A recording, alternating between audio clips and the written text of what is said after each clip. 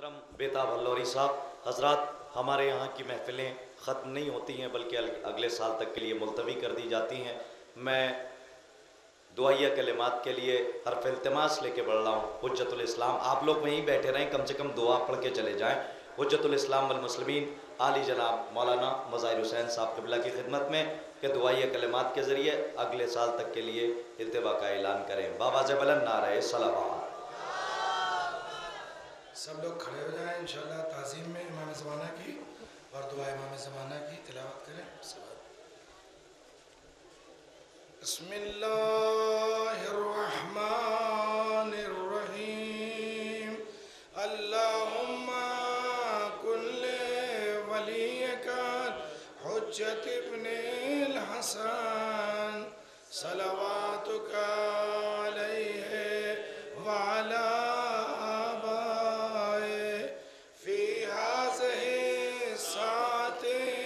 وفی کل سا ولیاں وحافظاں وقائداں وناصراں ودلیلاں وعیلاں حتی تسکنہ ارضک طوعا وتمتعہ فیہا طویلا۔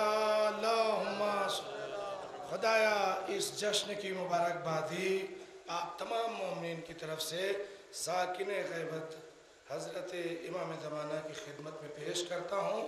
مولا اس رات بھر کی عبادت کے عمل کو قبول فرما کر خدا کی بارگاہ میں پیش فرمائیے۔ یا امام عصر، یا امام زمانہ، ہم آپ کی سلامتی کی دعا دن رات کرتے ہیں۔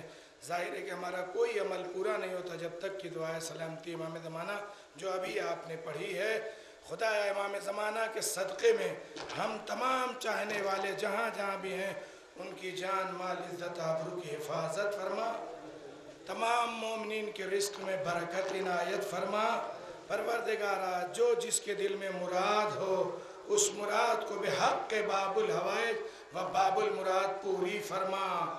جناب حضرت ام البنین کو اس جشن کی خصوصی تبریک دیتے ہوئے اس جشن کی وارث اور اپنا بیٹا کہہ کے سلام کہلوانے والی شہزادی عصمت ملکہ عصمت کبریٰ حضرت فاطمہ الزہرا سلام اللہ علیہ کی بارگاہ میں بھی تبریک اور تہنیت پیش کرتے ہیں۔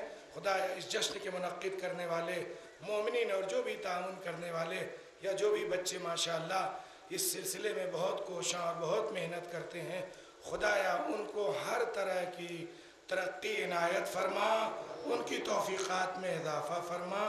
پروردگارہ محمد و آل محمد کے صدقے میں ہم سب لوگ جو یہاں سے جا رہے ہیں ان کو سیرت محمد و آل محمد پر جو صراط مستقیم بھی ہے اور صراط ولایت بھی ہے اور صراط غدیر بھی ہے اس پہ قائم و دائم رکھ۔ ربنا تقبل منا انک انت السمیع العلیم۔ اللہم صلی علی محمد و نعرہ لگا۔